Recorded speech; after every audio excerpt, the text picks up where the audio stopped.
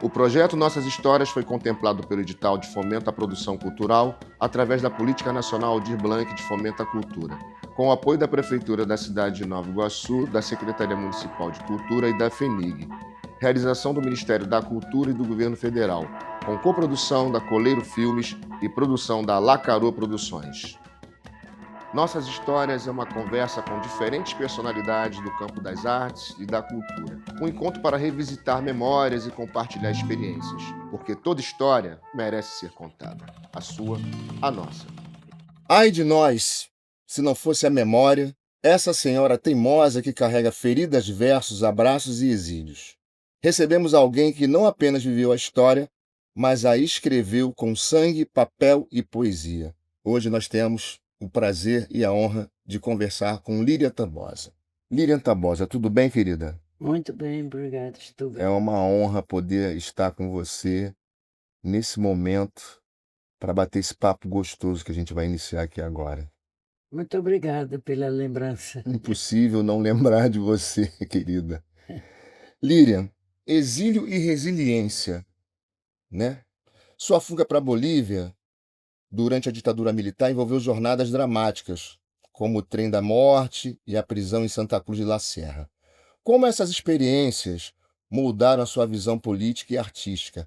Algum episódio desse período que nunca você vai se esquecer, né? Desse período do exílio e da resistência, dessa luta que você teve Não nesse posso período? esquecer a ditadura, né? O processo houve primeiro um processo administrativo, que eu era funcionária pública federal, era o antigo Departamento Nacional de Estradas de Rodagem, que se tornou atualmente o Ministério dos Transportes, né? Eu acho. Sim. Eu acho que foi isso. O DNR, que é o Departamento Nacional de Estradas de Rodagem, hoje não existe mais. Você foi funcionária. E eu era funcionária na época. E nesse momento você se envolveu politicamente dentro desse espaço ou fora desse espaço? Como é que dialogava isso? Não, havendo oportunidade, dialogava, né? Isso foi desde muito jovem, estudante ainda, né? Meu pai comunista, né? Meu pai era comunista, era um artista plástico, comunista, e passei minha infância vendo meu pai preso várias vezes. Inclusive, a minha mãe teve um filho sem a presença dele, porque ele estava preso. Eu fiz, inclusive, o parto da minha mãe, intuitivamente, né? E você tinha quantos anos nessa época? Podia ter 15 anos. Uma jovem, né?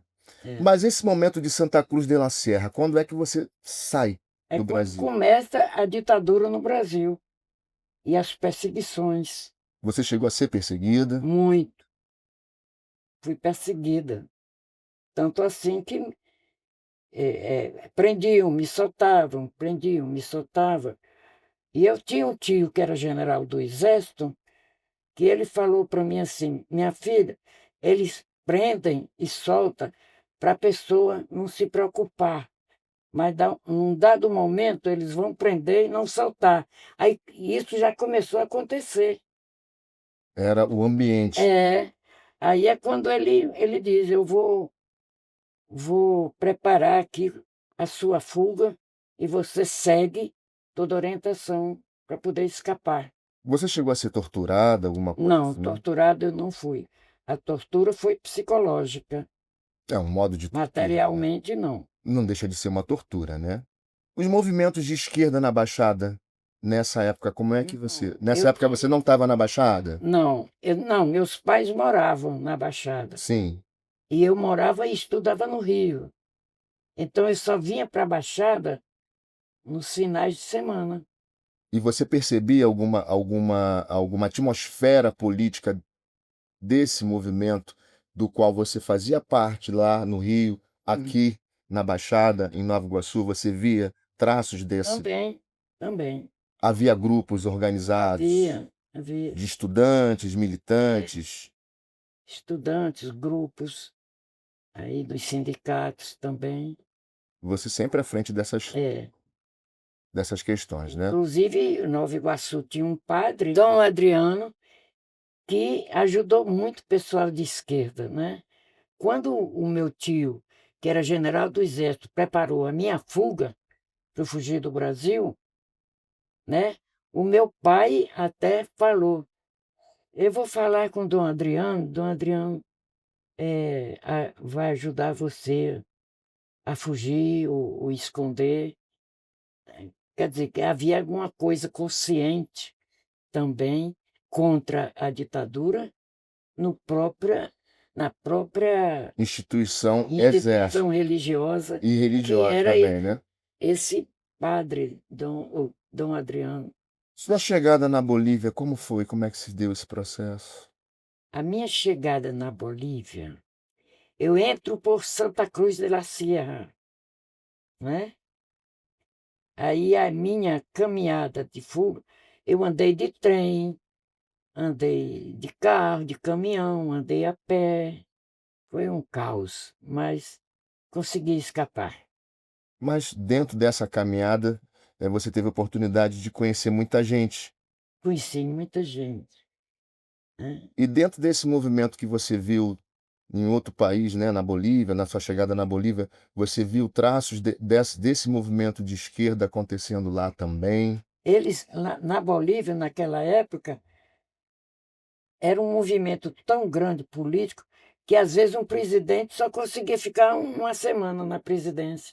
Ah, eles sempre tiravam um presidente, botavam outro, era assim. Uma estabilidade. Era uma instabilidade política muito grande na Bolívia, na época que eu cheguei lá. Você sabe disso? Não, estou sabendo agora por você. Como você utilizou toda essa sua experiência, essa sua luta e transformou isso em arte, em poesia? Eu acho que era questão do sentimento, né? Na hora, a saudade, o ideal.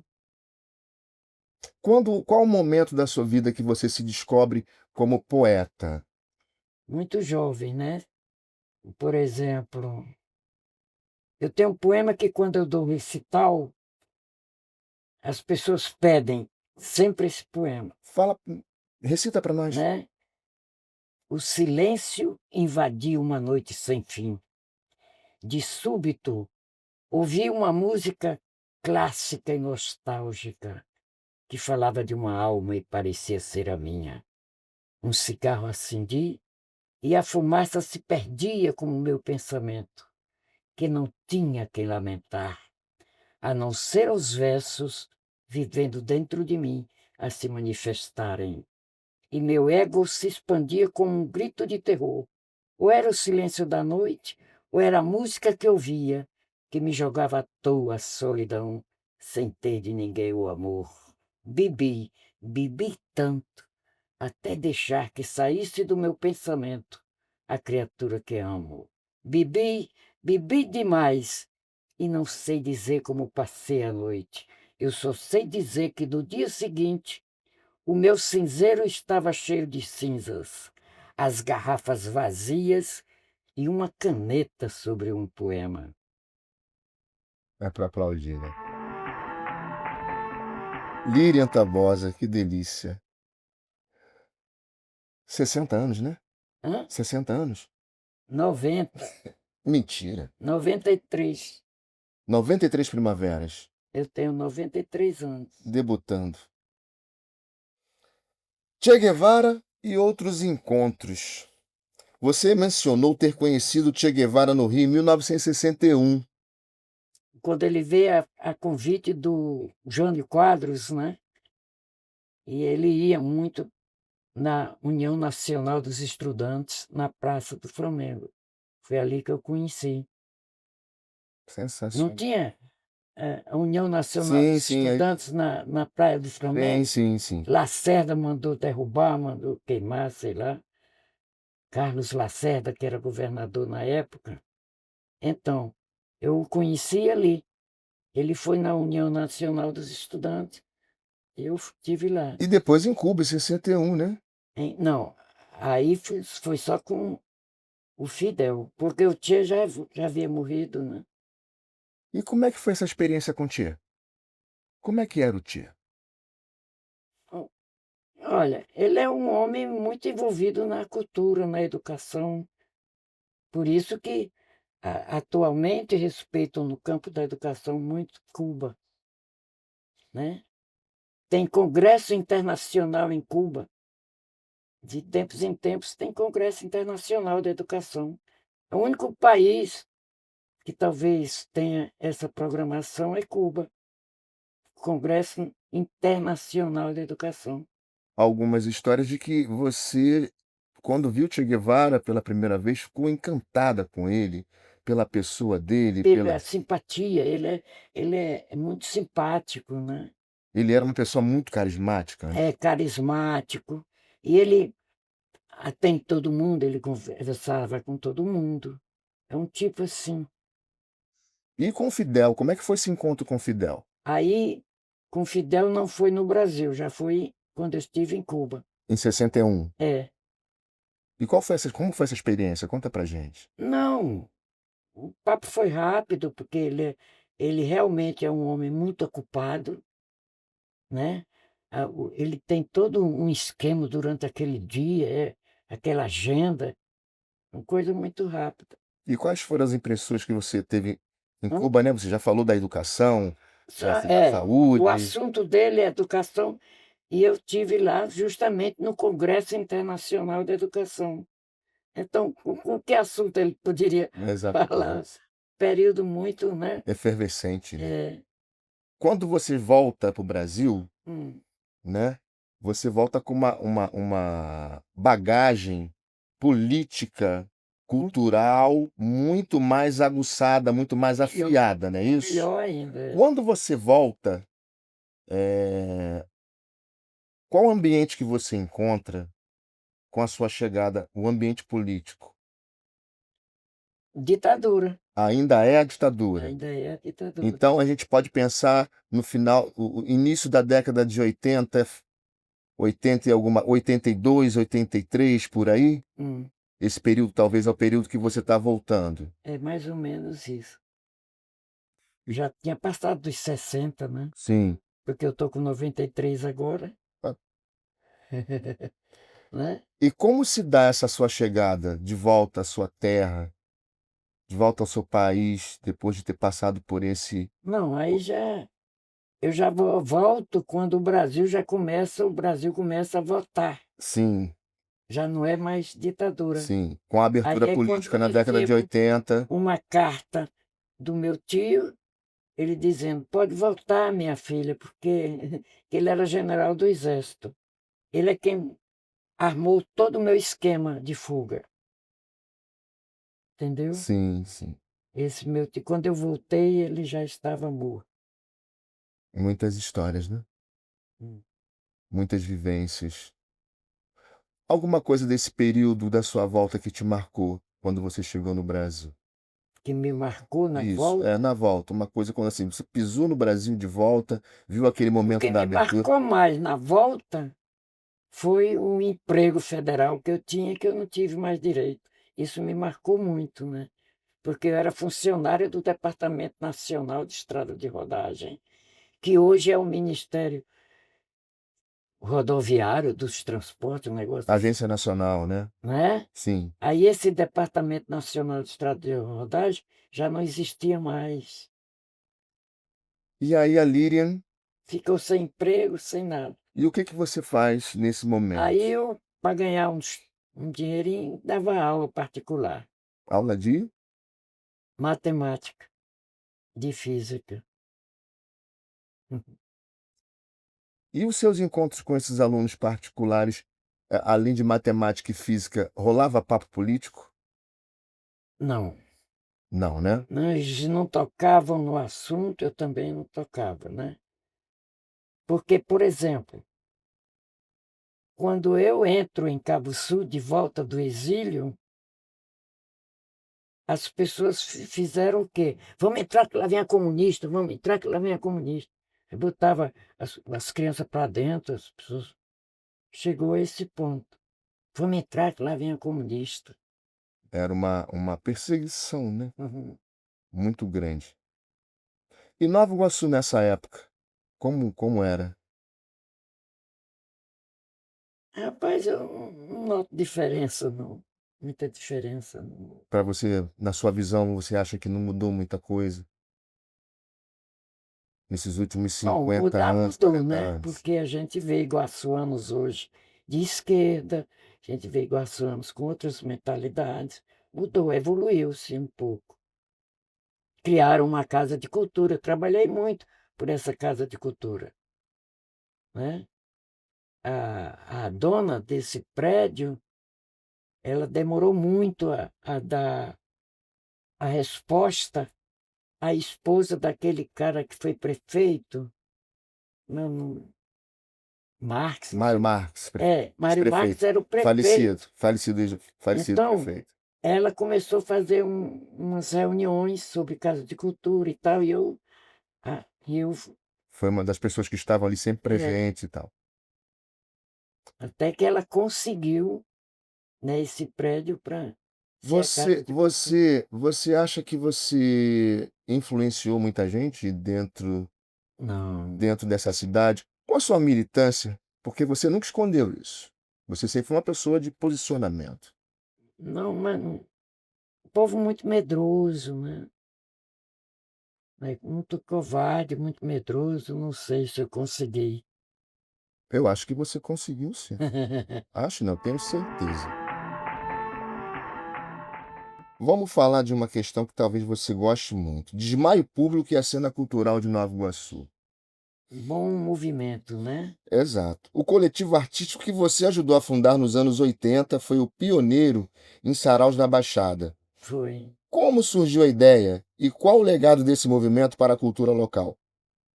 Especialmente em quebrar estereótipos sobre a região. A gente sabe que as pessoas Eu têm uma. sou do desmaio, né? Sim, você é fundadora do Desmaio. É, mas foi uma ideia que vem.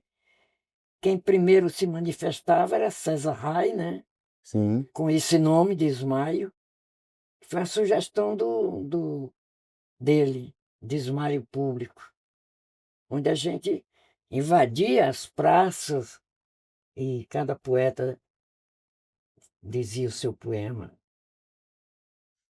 E deixava também mensagens Era nas muito portas das lojas também, né? legal. Era um coletivo, né? É, É um coletivo. eu, Modoan, Matos, né? César Rai e muitos outros. Muitos já morreram, né? E a gente dava o espetáculo. Que delícia. Época boa, né? É, O que que você tem de memória dessa época que você podia contar? boas memórias. De pessoas, de situações, de momentos, enfim.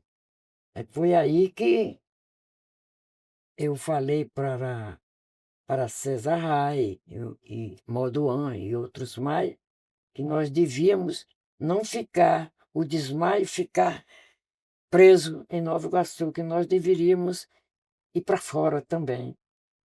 E aí nós demos recitais na Glória, na Terra do Flamengo. Aí foi quando nós começamos a aparecer lá fora um pouco. Quebrar esse É, estereótipo, né, de lugar violento. é, era porque Nova Iguaçu, na época, era tido como uma cidade de assassinatos, né, de analfabetos. Então, quando eu falo com César Rai e Modoan e outros mais, vamos jogar o desmaio fora também de Nova Iguaçu, e pensando nisso, mostrando que não era terra de analfabetos, né, e que havia arte, etc. e tal. Essa é a sua influência. Oi? Esse é o seu legado e a sua influência. Você colaborou e colabora muito para a cultura de Nova Iguaçu com a sua poesia, com a sua arte. Não é uma forma de fazer revolução?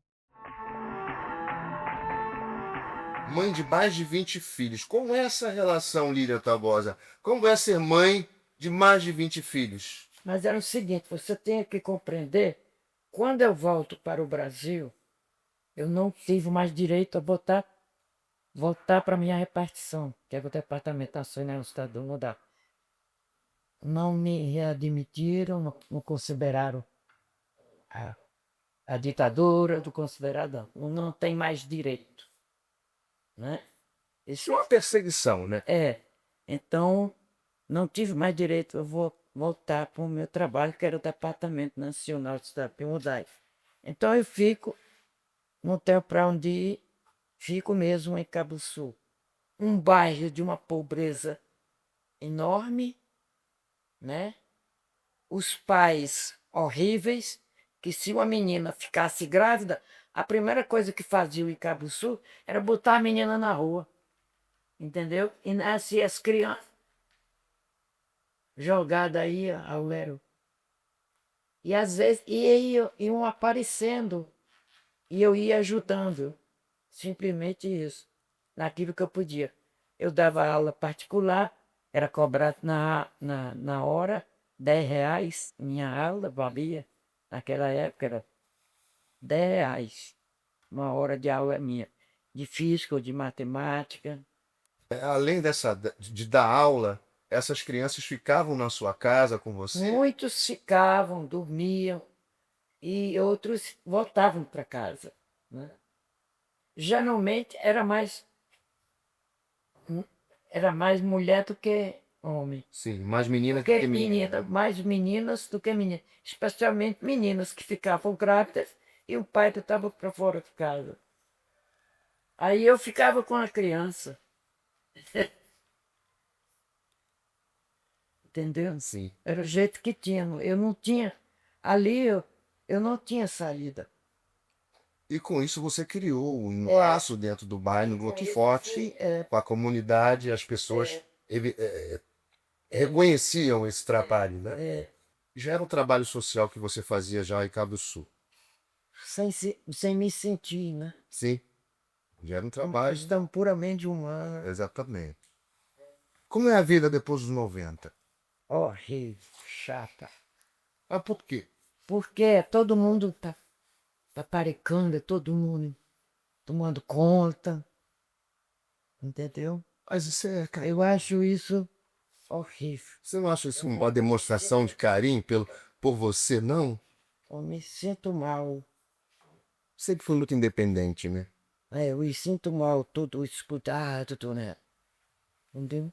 Como se, às vezes, como se eu não tivesse lúcida, né? Mas eu estou plenamente lúcida. A prova disso é você conversando com a gente. Então, aí eu acho um exagero, né? É empregada, é parente, é vizinho, eu acho isso um exagero. A preocupação, amor. Às Eu vezes, sei que são 92 anos, né, que eu tenho agora, 92 anos, mas assim, é muito exagero. Vai sair com quem? Eu não posso sair só. Tomo um táxi aqui na porta da minha casa e vou tal lugar, sozinho, lá me encontro com uma pessoa. Não, tem que ir uma pessoa com ela. Ah, não apanho. certo. Eu estou quase me trancando e não saindo mais. Música naquele contexto. O que você ouvia? Música. É. Eu sou mais de ouvir música clássica, música erudita. Entendeu? A música brasileira em si. O samba é o primeiro para mim. Qualquer samba. De escola de samba, de escola de samba. Pois samba, isso é muito brasileiro, né? Embora esteja a raiz seja lá da África, Sim. mas foi transformado. Aqui a gente arrumava, a gente, né? Faz um armário completamente diferente. O samba é universal, mesmo, não tem jeito. Artes plásticas, você. Meu pai é artista plástico. E qual é o nome do seu pai? Daniel Lincoln Tabosa. Esse nome Tabosa, né? É, É sonoro, era? é. Imponente. É um nome assim, meio másculo, meio forte, né? Não, ele é fora de. Tabosa. Mas nossa família é Piacere. Como é que era o ambiente dentro da sua casa? Você criança ali. ótimo, um amor muito grande entre meu pai e minha mãe, né? Eles foram eternos namorados.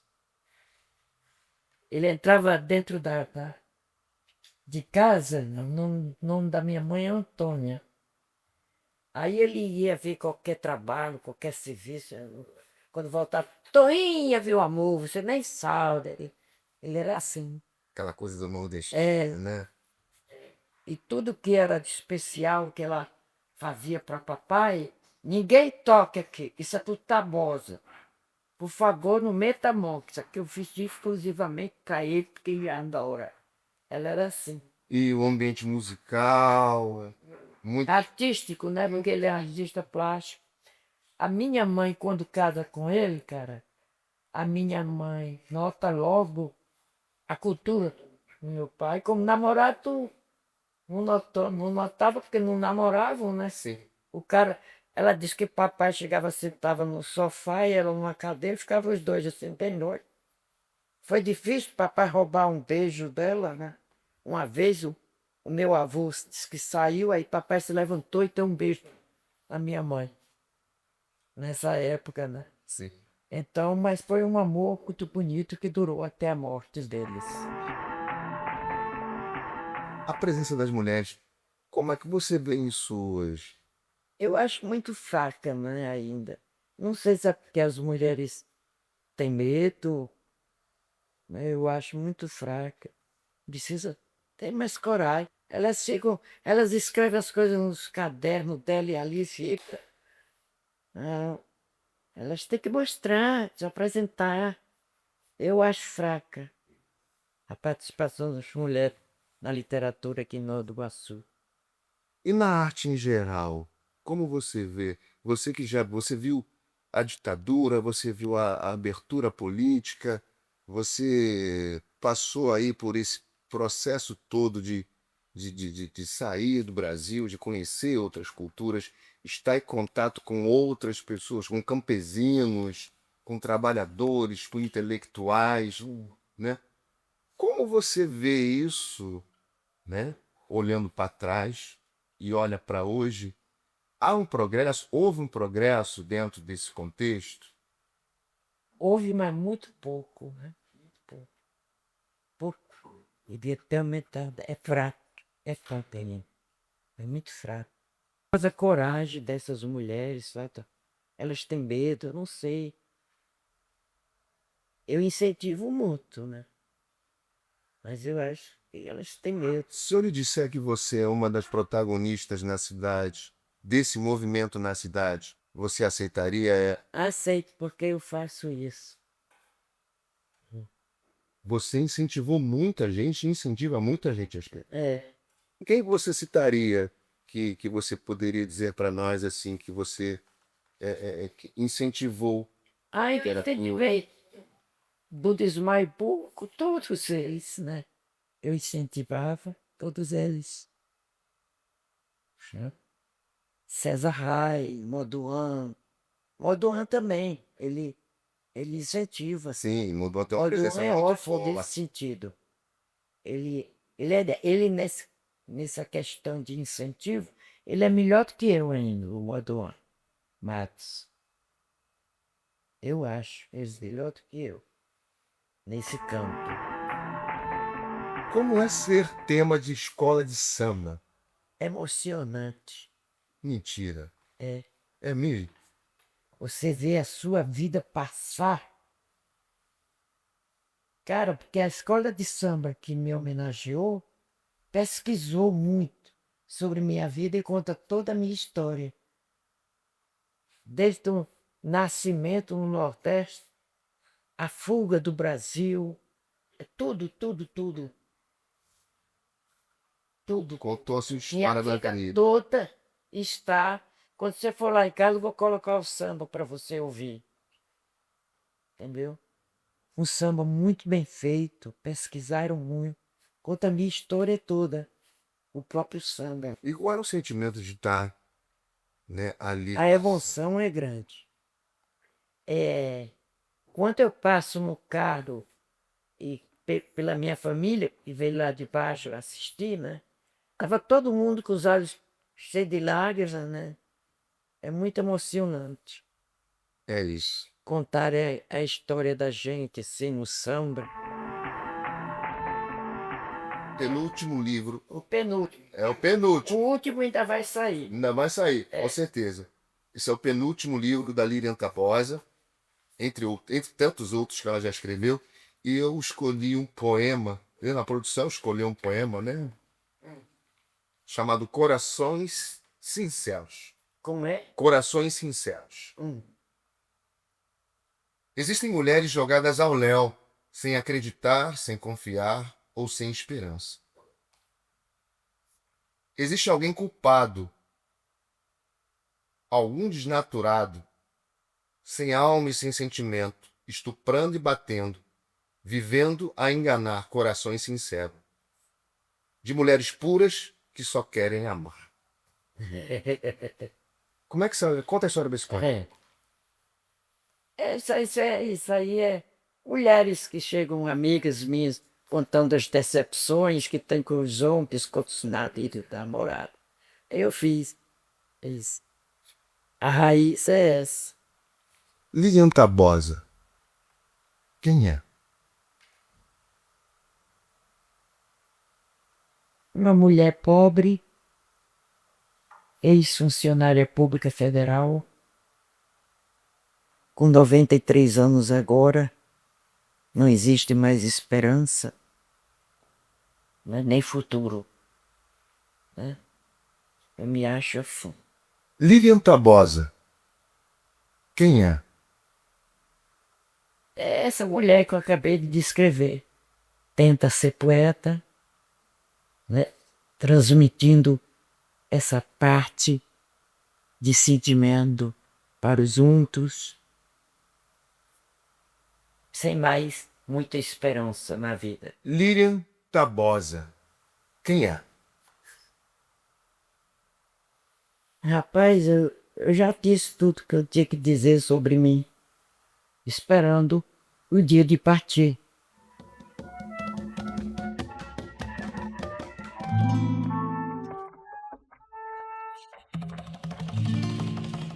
Esta entrevista com a poetisa Lilian Tabosa foi realizada no final de maio de 2025. Pouco tempo depois, no início de julho, Lilian faleceu. Este programa é uma homenagem à sua memória e à sua obra, celebrando a sensibilidade e a força que ela deixou em cada palavra falada e escrita, ao longo de seus 92 anos de vida.